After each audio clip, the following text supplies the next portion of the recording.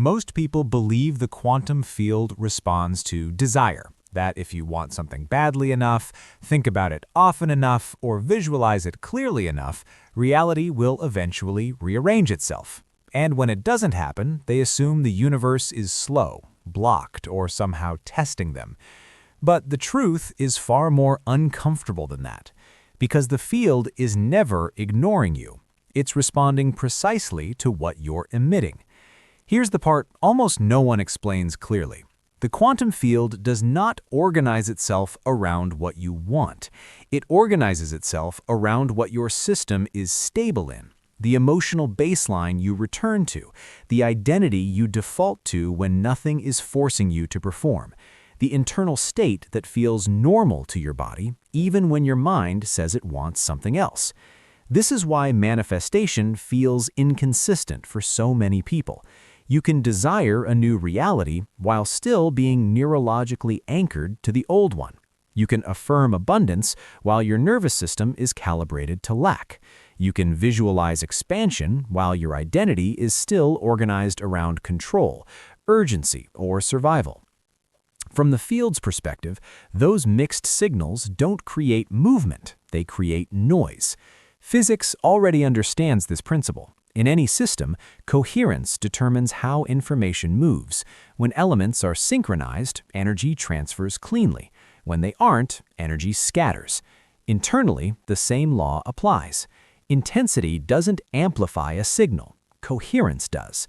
And most people skip coherence entirely, rushing straight from desire to effort.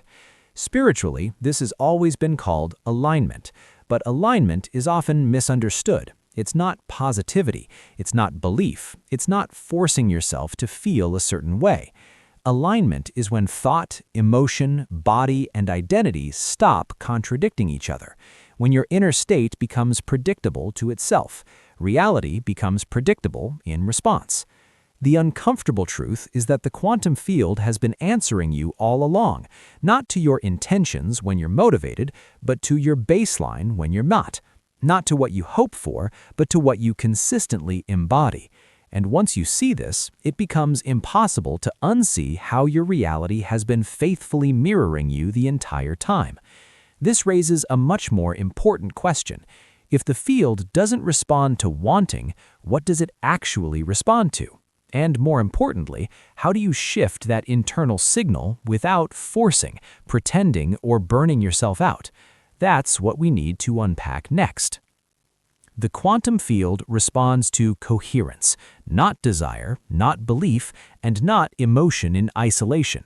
Coherence is the state where your thoughts, emotions, body, and identity are no longer pulling in different directions. It's the internal agreement that tells reality what is real for you. Now, most people underestimate how powerful this is because coherence doesn't feel dramatic. There's no rush, no spike, no emotional high. In fact, it often feels boring compared to the intensity of wanting. But from the field's perspective, coherence is everything. It's the difference between a clear signal and static. Neuroscience explains this through the concept of a baseline state. Your nervous system always returns to a familiar set point, a default rhythm of emotion, tension, and expectation. You might briefly imagine a different future, but if your body keeps returning to the same internal environment, that environment is what the field reads as truth. The field doesn't respond to temporary states, it responds to what's consistent. This is why visualization alone rarely produces lasting change. Visualization creates a momentary image, but coherence creates a stable identity, and identity is what collapses probability into experience. When your inner state is predictable, reality has something solid to organize around. Spiritually, this has always been understood as embodiment, not thinking abundance, but living from it, not hoping for peace gone, but operating from it. The field mirrors what you're grounded in, not what you aspire to visit occasionally. That's why effort-based manifestation often feels exhausting. You're trying to override your baseline instead of reconditioning it. Here's where most people get stuck. They try to force coherence through control. They monitor their thoughts obsessively. They correct emotions as soon as discomfort appears. They treat alignment like a performance. But coherence doesn't come from suppression. It comes from integration. When nothing inside you is being fought, resisted, or hidden, the signal stabilizes on its own. This is also why letting go works, not because detachment is magic, but because detachment removes contradiction. When you stop gripping an outcome, the nervous system relaxes. When the nervous system relaxes, coherence increases. And when coherence increases, the field responds faster, not slower. If manifestation has ever felt like it was almost there but never quite landing, this is usually why. The desire was present, the effort was present, but the internal signal was fragmented. Once coherence becomes your baseline, reality doesn't need convincing. It adjusts. Now the real question becomes practical.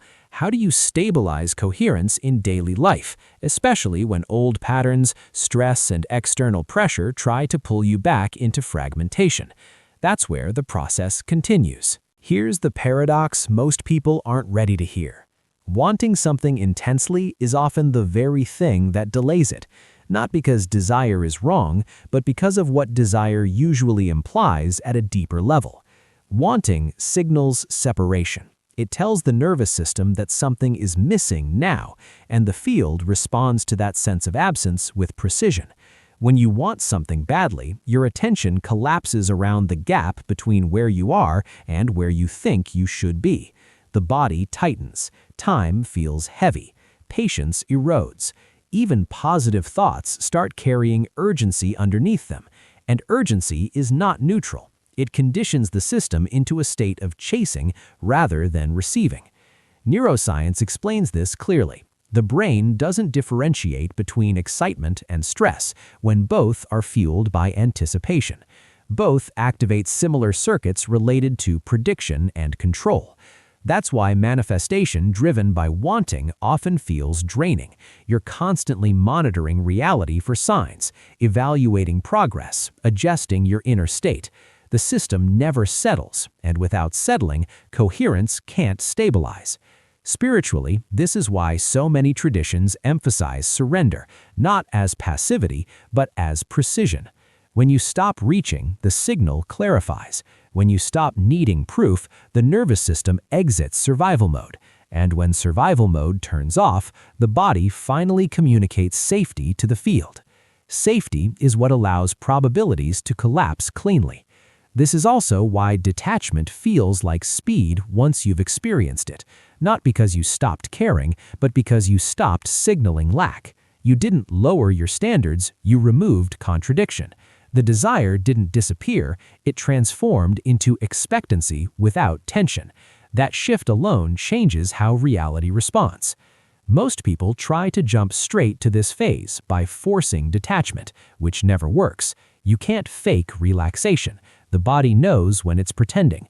Real detachment only happens when coherence is already present, when your internal state is stable enough that the outcome no longer feels like a threat to your identity. That's why this step is skipped so often. Letting go feels counterintuitive to a mind trained to believe effort equals progress. But in quantum terms, effort without coherence adds noise. Silence, on the other hand, sharpens the signal. When wanting relaxes into knowing, time behaves differently. Events no longer feel distant. Opportunities appear without strain. Movement happens without the constant sense of pushing. And from the outside, it looks like things are finally flowing, even though the real work happened internally. But coherence isn't maintained automatically. Life will test it, not as punishment, but as feedback. Stress, uncertainty, and old habits will try to pull the system back into fragmentation. How you respond to that pressure determines whether the signal holds. That's where the next phase becomes critical. Coherence is fragile in the beginning, not because it's weak, but because it's unfamiliar. Once your internal state starts stabilizing, life doesn't pause to accommodate it. Old pressures resurface. External demands increase. Situations arise that used to trigger automatic reactions.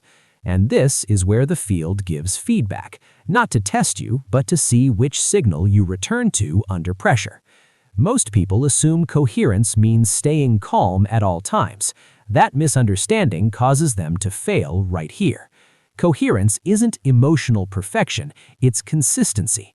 It's what you return to after disruption. Stress will happen, doubt will appear. The question isn't whether you feel those states, it's whether you reorganize yourself around them or let them pass through without rebuilding the old identity. Neuroscience describes this as state recovery. A regulated system doesn't avoid activation, it recovers quickly. The faster you return to your baseline, the stronger that baseline becomes.